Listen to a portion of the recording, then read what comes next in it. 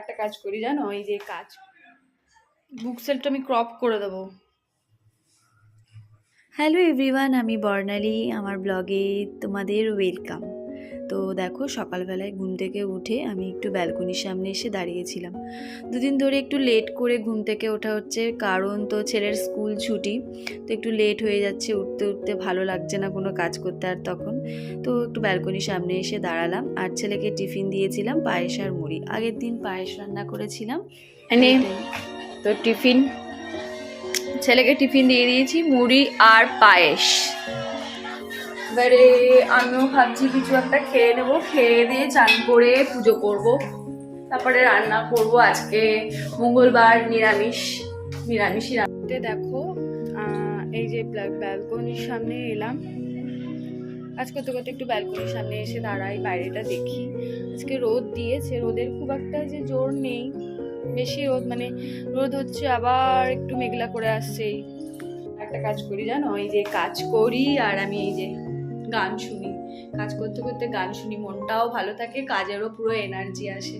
কি করব, কাজ বাজ সেরে চান টান করে নিয়ে দেখো পুজো টুজো সব হয়ে গেছে। তো এবারে রান্নাঘরে যাব, রান্না করতে হবে। এটা মঙ্গলবার ছিল ওই দিন, ওই 24শে ডিসেম্বর। তো নিরামিষ রান্না করেছি, বাঁধাকপির তরকারি আর এই লাউ শিম দিয়ে ডাল, আর শাক ভাজা করেছিলাম, আর পাঁপড় ভেজেছিলাম। তো মঙ্গলবারে তো আমি নিরামিষ খাই, শনি মঙ্গলবারটা, বিশেষ করে শনিবারটা আমি অবশ্যই নিরামিষ খাই। আর বাইরে চলে গেলে তখন খুব একটা হয় না। তো আর আমার জানো তো অনেকদিন ধরেই বাঁধাকপি খেতে ইচ্ছা করছিল। আমি বাঁধাকপি খুব একটা পছন্দ করি না, ফুলকপিটাই আমার ভালো লাগে। তো ভাবছি যে একটুখানি শীতে, আর এই শীতকালে বাঁধাকপিটা ভালো লাগে, নিরামিষে ভালোই লাগে। আর ওই এক মাছের মাথা দিয়ে, রুই মাছ হোক কাতলা মাছ হোক, তার মাথা দিয়ে বাঁধাকপি ভালো লাগে। ওইদিকে আমি বাঁধাকপিটাও রান্না বসিয়ে দিয়েছি, আর এদিকে শাক ভাজাটাও করে নেব। দেখো, তোমাদের সঙ্গে গল্প করতে করতে আমি রান্নাও করে নিচ্ছি। নিরামিষ বাঁধাকপি ভালো লাগে। আমি কোনো মশলা খুব একটা দিই না বাঁধাকপিতে, ওই আদা টমেটো কাঁচা লঙ্কা আর গরম মশলা দিয়েই রান্না করি। আর যদি একটু ঘি দিতে পারো তোমরা, তো আমি সেদিনকার আর ঘি দিইনি আমি। হ্যাঁ, তো দেখো আমি রান্না করছি। এই রান্নাবাড়া করতে তো হবেই, বলো, খেতে তো হবেই। দুদিন ধরেই যে এত লেট করে ঘুম থেকে উঠছি, সব কাজেই আমার দেরি হয়ে যাচ্ছে। ওদিকে ডালটাও সাঁতলে নিলাম। দেখো, মুগ ডাল দিয়ে লাউ আর সিম দিয়ে ভালোই লাগে খেতে। আর এই যে আমার ওদিকে বাঁধাকপিটা কষে নিচ্ছি, বাঁধাকপিটাও কষা হয়ে যাচ্ছে। ওদিকে দেখো বাঁধাকপি দিয়ে দিলাম। কার কার বাঁধাকপি খেতে ভালো লাগে কমেন্ট সেকশনে জানিও। আমার তো বলেই দিলাম খুব একটা ভালো লাগে না, ওই শীতকালে একটু মাঝে সাঝে ইচ্ছা করে ফেলি তখন বাঁধাকপিটা। ছেলে তো খাইই না বাঁধাকপি। আর এই যে ডালটাও আমার দেখো হয়ে গেল। এবারে ডালটা নুন মিষ্টি কতটা কি হয়েছে কিনা একটু চেক করে নিলাম। মানে চেক না করে যদি টেস্ট না হয় তখন আর খেতে ভালো লাগে না, বলো। দেখো আমার তোমাদের সঙ্গে গল্প করতে করতে ওদিকে আমার ডালটাও হয়ে গেল, আর ওদিকে বাঁধাকপিটা কষছে দেখো। আর ডালের মধ্যে আমি একটুখানি ধনেপাতা দিই। আর এই শীতকালে না সব তরকারিতে বলো, ডাল বলো, মাছ বলো, কিছু কিছু মাছে ধনেপাতাটা খুব মানে খাটে। ধনেপাতা আর টমেটো এই দুটো জিনিস মানে সব কিছুতেই খাটে, আর আমার তো ওই ডালে ধনেপাতা ভালোই লাগে।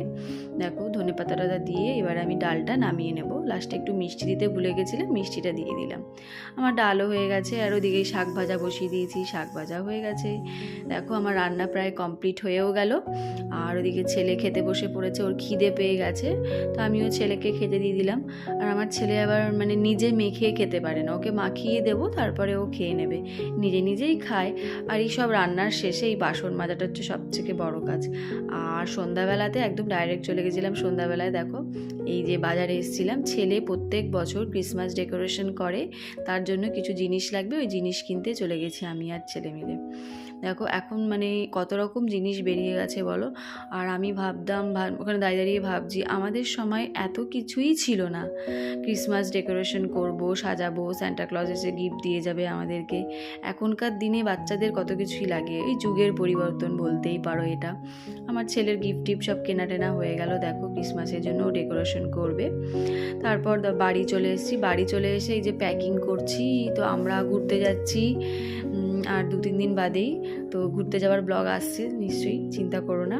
তারপরে বাইরে বেরিয়েছিলাম, একটু চিকেন পকোড়া নিয়ে এসেছি আর ওই চা খাচ্ছিলাম।